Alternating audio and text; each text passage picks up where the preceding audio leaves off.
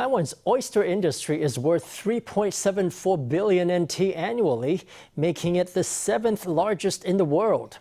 They're often made into Taiwanese specialties like oyster omelets and vermicelli, although foodies also love the briny taste of raw oysters.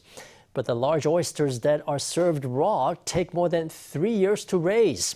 They also should only be eaten in winter. So how do you choose the right ones? Let's find out.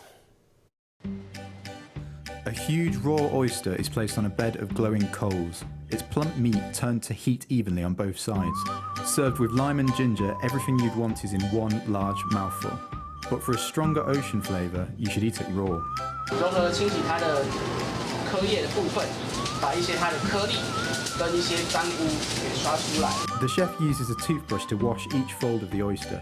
The shell must also be cleaned thoroughly. With just a little bit of lime, it's ready to eat. Satisfaction is written on the diners' faces. But when eating raw oysters, you have to know how to pick the right ones. 背柱是比较透明，然后 Q 弹的。 The adductor muscle is a little transparent and springy. The color is pretty obvious underneath the lobes. If it's springy when you touch here, it's also a good way to judge its quality. Then check the gonad. It shouldn't be too clear. Because Taiwan stays pretty hot, raw oysters need to be tested for bacteria. Since the warm waters around Taiwan are favourable to bacteria growth, you can only eat raw oysters for part of the year.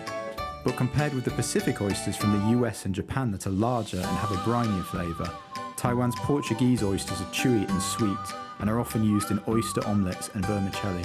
台湾的话，它就是比较偏小颗。 Taiwanese oysters tend to be smaller and chewier. The meat is also a bit sweeter. The ones in the US are on the slipperier side and are larger. In Japan, oysters like the Hiroshima ones people are familiar with are sweeter. You can taste the ocean flavor. Taiwanese oysters are mostly raised in Jiayi's Dongshi and Penghu. With an annual value of 3.74 billion NT, Taiwan is the 7th largest producer in the world.